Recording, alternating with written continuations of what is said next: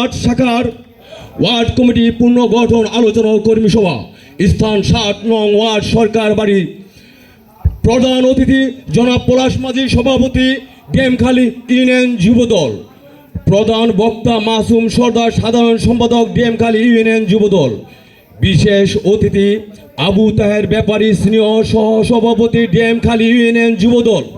আবু তাহের ব্যাপারী সম্পর্কে প্রিয় নেতৃবৃন্দ, যুবদল নেতৃবৃন্দ আপনারা অনেকেই অনেক জানেন। তারপর আমার একটি পরিচয় তারে নিয়ে দিতেই হয় আপনাদের মাঝে, কেননা আবু তাহের ব্যাপারী আমারই সাথে বিএনপিকে ভালোবেসে বিএনপির পতাকে আগলে রেখে মৃত্যুর দুয়ারে দাঁড়িয়ে স্লোগান ধরা ব্যক্তি। আমরাই অদম্য ডেমখালি ইউনিয়ন 2 কর্মী বিএনপিকে ভালোবেসে মৃত্যুর দুয়ারে দাঁড়িয়েছিলাম, দেশমা দেশনেত্রী বেগম খালেদা জিয়ার মুক্তির স্লোগান ধরেছিলাম। প্রিয় উপস্থিতি নেতৃবৃন্দ, আমি সামনে আগাবো না, কথা বাড়াবো না। আসলে আমাদের আলোচনাটা হচ্ছে সাংগঠনিক আলোচনা।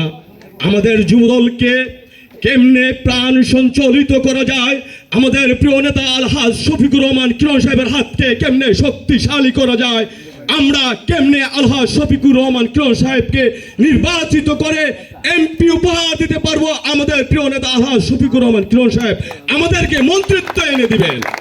প্রিয় উপস্থিতি নেতৃবৃন্দ, যুবদল নেতৃবৃন্দ, আপনাদের মাঝে আমার একটি অনুরোধ থাকবে।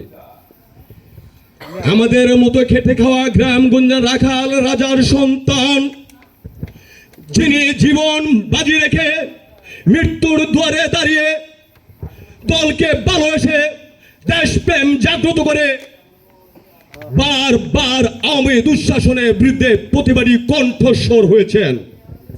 প্রিয় উপস্থিতি যুবদল নেতৃবৃন্দ, আপনাদের কাছে আমার বিনীত অনুরোধ, আমার দলকে সুসংগঠিত করতে হলে,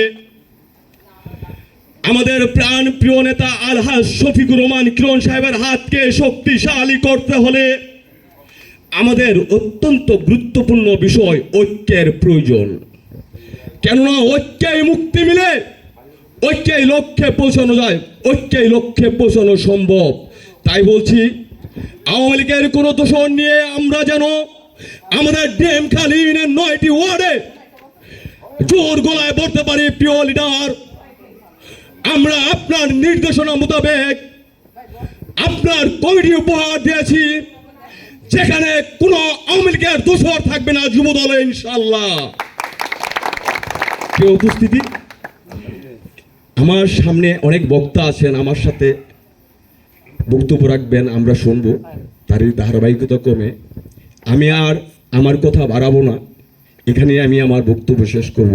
বক্তব্য শেষ করার আগে আমি বলতে চাই, গ্রাম বাংলার রাখাল রাজা, গণতন্ত্রের দিশারি মরহুম শহীদ প্রেসিডেন্ট জিয়াউর রহমান সাহেব অমর হোক। দেশনেত্রী বেগম খালেদা জিয়া জিন্দাবাদ। তারুণ্যের অহংকার জনাব তারেক রহমান জিন্দাবাদ। আলহাজ শফিকুর রহমান কিরণ সাহেব জিন্দাবাদ, জিন্দাবাদ, জিন্দাবাদ।